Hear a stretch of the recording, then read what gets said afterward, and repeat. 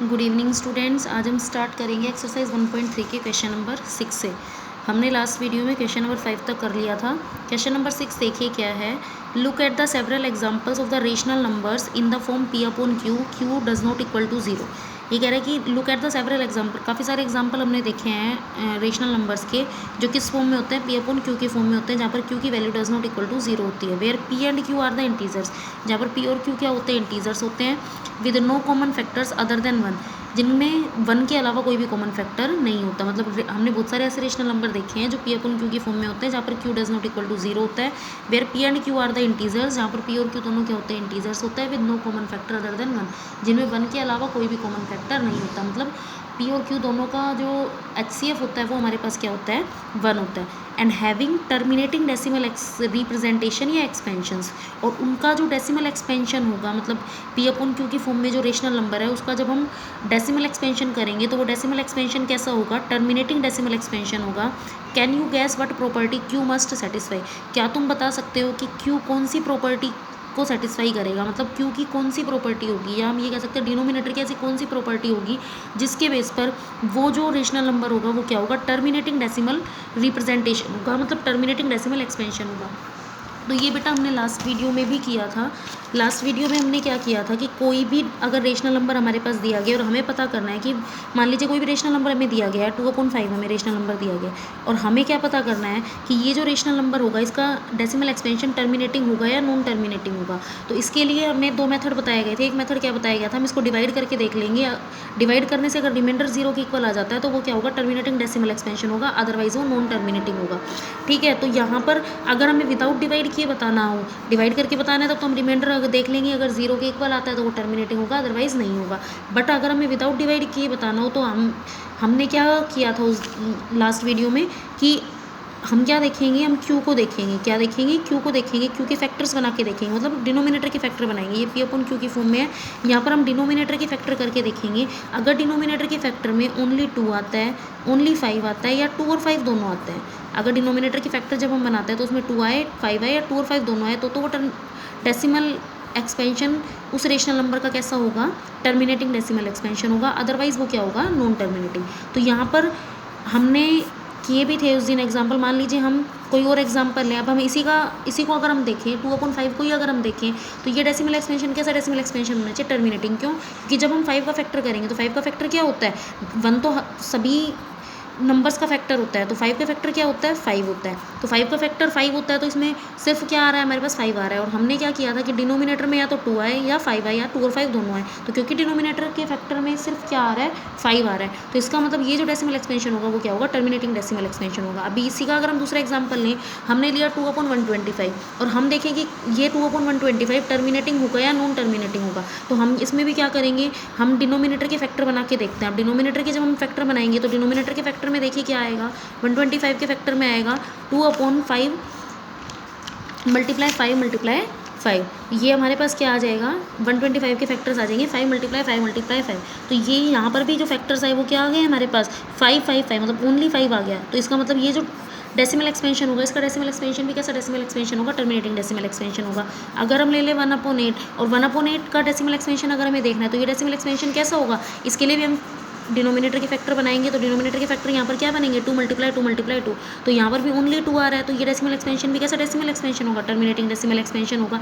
अगर हम इसी के साथ एक दूसरा एग्जांपल ले लें, हमने ले लिया 1/50 और 1/50 को हमें देखना है टर्मिनेटिंग होगा या नहीं होगा। तो इसमें भी हम क्या करेंगे, डिनोमिनेटर के फैक्टर बनाएंगे। और डिनोमिनेटर के यहाँ पर हमारे पास फैक्टर देखिए क्या आ सकते हैं, 2 मल्टीप्लाई 5 मल्टीप्लाई 5 क्या आ सकता है, 2 मल्टीप्लाई 5 मल्टीप्लाई 5। तो यहाँ पर इस 50 की जब हमने फैक्टर किए, 2 5 10 और 10 5 50, तो यहाँ पर भी जब हमने डिनोमिनेटर के फैक्टर किए तो यहाँ भी क्या आ रहा है हमारे पास, ओनली 2 और 5 ही आ रहे हैं। तो ये जो डेसिमल एक्सपेंशन होगा ये भी कैसा होगा, टर्मिनेटिंग डेसिमल एक्सपेंशन होगा, विदाउट डिवाइड किए हम बता रहे हैं।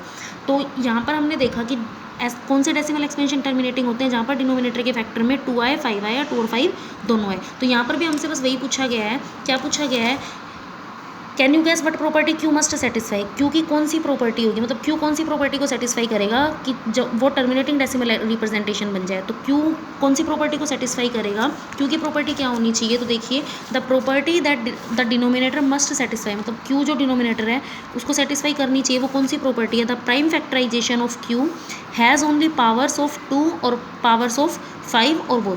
जब हम प्राइम फैक्टराइजेशन करें किसका, क्यू का, क्यू मतलब डिनोमिनेटर का, जब हम प्राइम फैक्टराइजेशन करें डिनोमिनेटर का तो उसमें क्या होना चाहिए, पावर ऑफ 2 होनी चाहिए, पावर ऑफ 5 होनी चाहिए, या दोनों होनी चाहिए। इसमें यही क्या रखा था कि हम बहुत सारे एग्जांपल देखते हैं रेशनल नंबर के जो पी अपॉन क्यू की फॉर्म में होते हैं, जहाँ पर पी और क्यू दोनों इंटीजर्स है with no common factor other than 1, और उनका जो डेसिमल एक्सपेंशन है वो हमारे पास कैसा डेसिमल एक्सपेंशन है, टर्मिनेटिंग डेसिमल एक्सपेंशन है।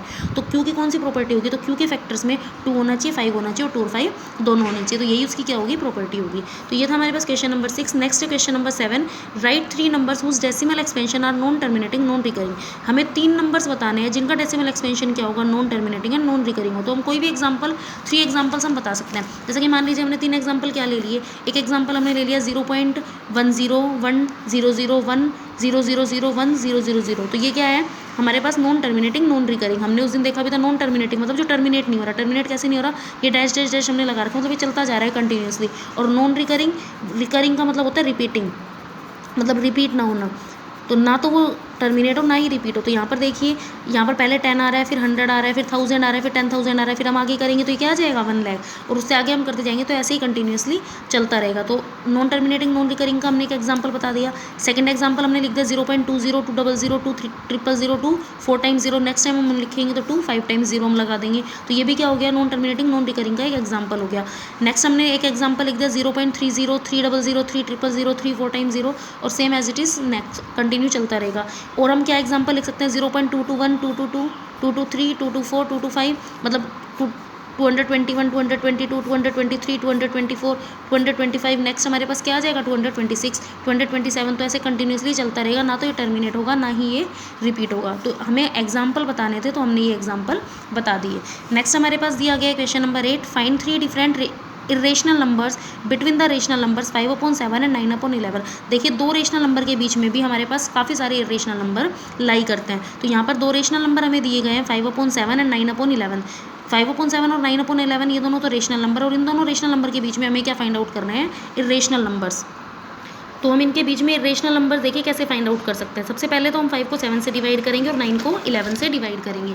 तो देखिए यहाँ पर हमें क्या फाइंड आउट करना है, 5/7 और 9/11 के बीच में इरेशनल नंबर्स फाइंड आउट कर रहे हैं। तो सबसे पहले 5 को 7 से डिवाइड करके देख लो और 9 को 11 से।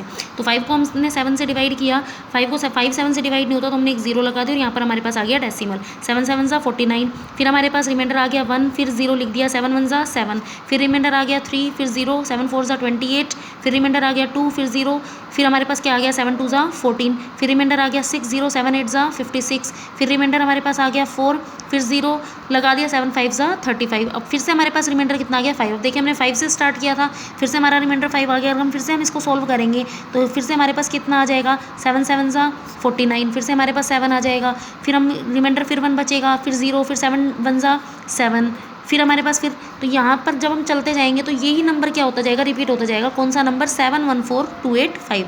कौन सा नंबर रिपीट होता जाएगा, 714285।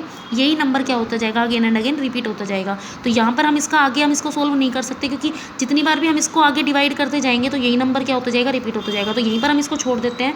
हमने 5 को 7 से डिवाइड कर दिया तो हमें पता लग गया 5 को 7 से डिवाइड करने पर हमारा आंसर कितना आया, 0.714285, और यहाँ पर इन सभी डिजिट्स के ऊपर क्या आ जाएगा, 12 आ जाएगा। तो ये तो हमने 5/7 को सोल्व कर लिया। अब हमें 9/11 दूसरा रेशनल नंबर दिया गया 9/11। तो 9 को 11 से भी डिवाइड कर लेते हैं।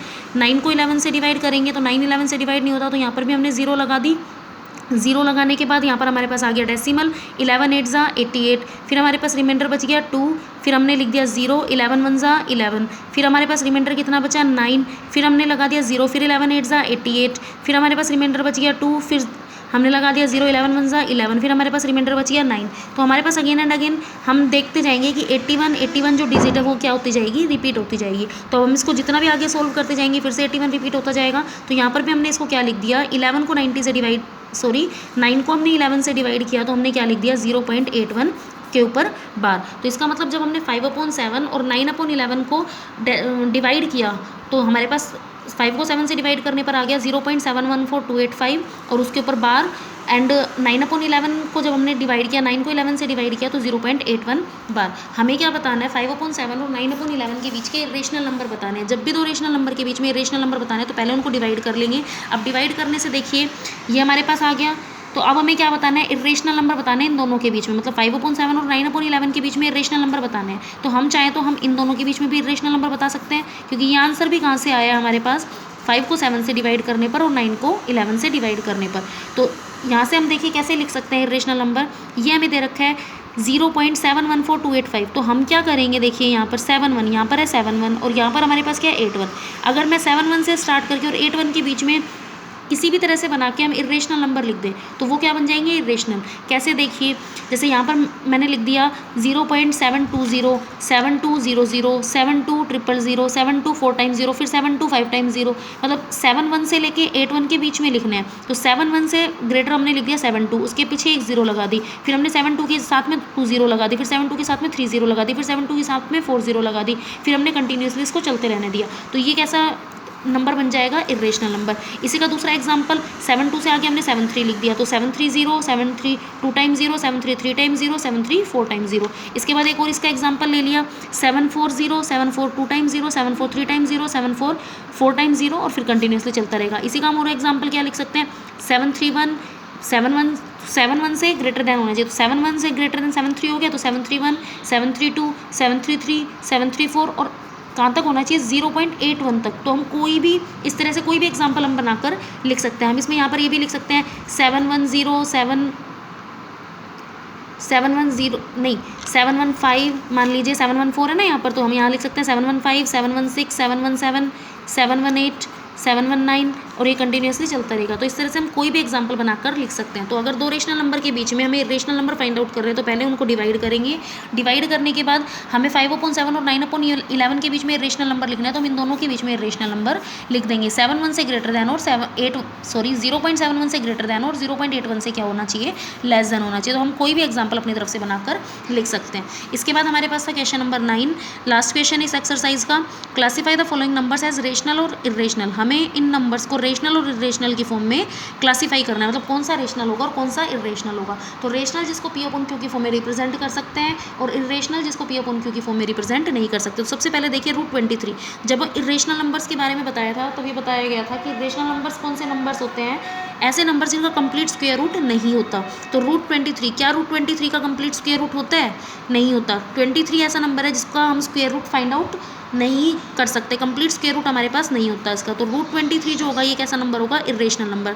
√225 किसका स्क्वायर रूट होता है हमारे पास 15 का। 225 किसका स्क्वायर रूट होता है हमारे पास 15 का स्क्वायर रूट होता है। √225 क्या होता है इज इक्वल टू 15। तो यहाँ से 15 तो क्या है, 15 को हम कैसे लिख सकते हैं 15/1 लिख सकते हैं, मतलब पी अपॉन क्यू की फॉर्म में लिख सकते हैं। तो √225 हमारे पास क्या होगा, एक रेशनल नंबर होगा। नेक्स्ट हमारे पास है 0.3796। अब ये देखिए 0.3796 इसका डेसिमल एक्सपेंशन कैसा है, टर्मिनेटिंग। और जिसका डेसिमल एक्सपेंशन टर्मिनेटिंग होता है वो हमेशा कैसा नंबर होता है, रेशनल नंबर होता है। तो 0.3796 ये क्या हो जाएगा, रेशनल नंबर।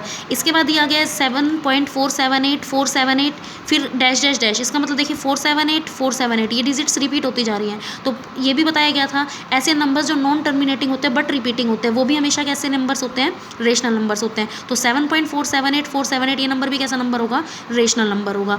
क्यों होगा, क्योंकि नॉन टर्मिनेटिंग बट रिपीटिंग है। जो टर्मिनेटिंग होते हैं but non terminating but repeating होते हैं वो हमेशा क्या होते हैं, रेशनल नंबर होते हैं। नेक्स्ट एग्जाम्पल है 1.10 100 100 100 1 4 टाइम्स 0। तो ये हमारे पास कैसा नंबर होगा, इरेशनल नंबर, क्योंकि यहाँ पर ना तो ये टर्मिनेट हो रहा ना ही ये रिपीट हो रहा। तो ये हमारी हो गई एक्सरसाइज 1.3 कंप्लीट।